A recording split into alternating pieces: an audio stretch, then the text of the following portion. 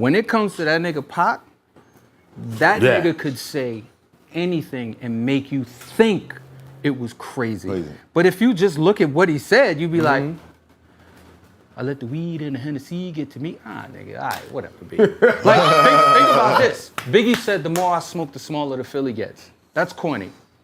Dog, that's corny. You think so? Absolutely. Why? But the way he said it made you think it was ill. I think it's the vibe. The vibe, though. No. Again, the way he said it made you think it was super crazy. But you an MC. You know the more I smoke, the smaller the Philly gets. No duh. Right. Really? No, we right. Right. But I pack heat reaction. like I'm the oven door. That's a bar. That's a bar and a half. I pack heat like I'm the oven door. Niggas never even thought that packing heat was closing the oven. Oh, shit, it's packing heat. That's some other shit. He didn't say the oven. He said the oven. But don't you think lifestyle, when a person could capture, like Beamer, Benson, Bentley, right? I love that. Niggas didn't have lifestyle. Twitter gave you a lifestyle. Instagram gave you a lifestyle. I mean, but niggas that's in the streets, though, like a nigga that lives the Math Hoffa lifestyle, dudes be like, he really did that shit in the streets. There's just certain shit. Just like Clark Kent lives the sneaker lifestyle, the hip hop lifestyle. Wait. There's a lot more. Listen. A lot more than that. Wait. How no, hold on. But think about what you said. Yeah. Pac didn't do none of that shit.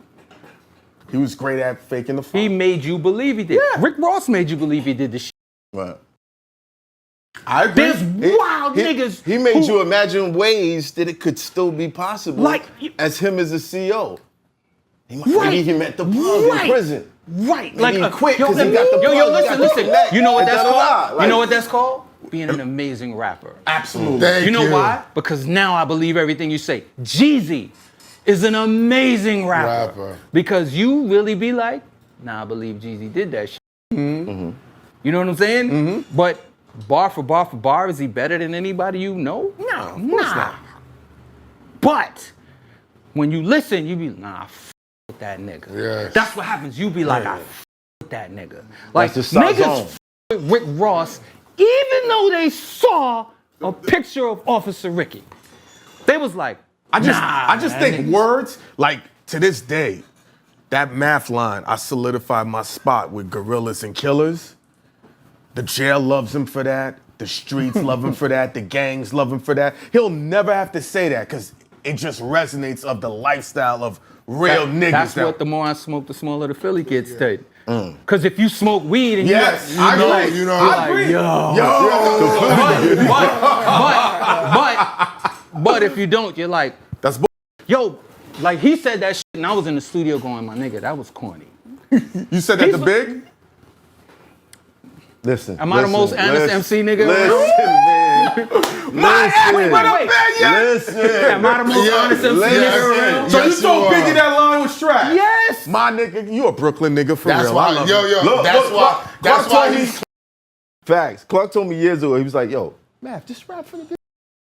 I was like, nah, nigga, I'm really beat. Nah, son, just rap for the visit. I didn't listen. Why that sound like that's on you talking? But it's real. It's real. Yo, man. Clark can tell you that shit. Clark can tell you that shit is trash to your face, like bro. literally a rap whisperer.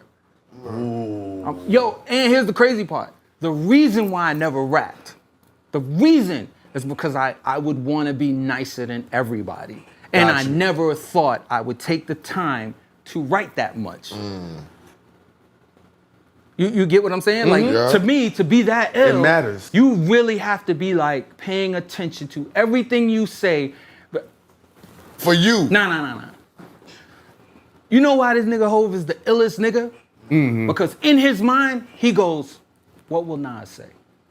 What would Big say? What will Pac say?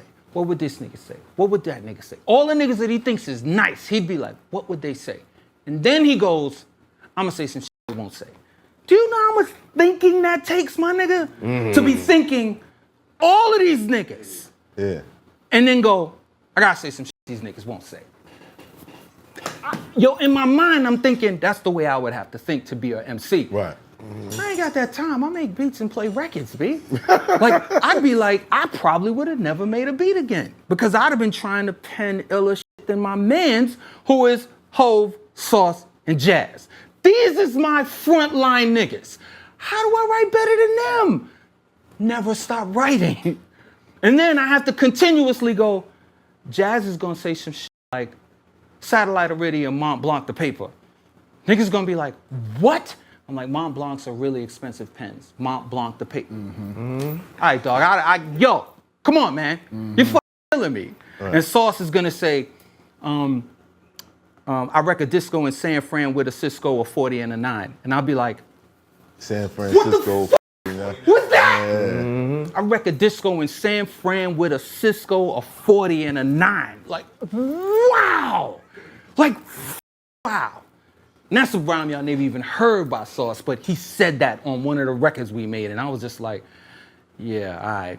Nigga Jay said I press more skirts than a cleaners. When he was talking about chicks, I press more skirts than a cleaners. I was like, yeah, dude, these niggas I deal with are crazy. Is there a Jay-Z line that you heard that never made it, that the public, that still resonates with you?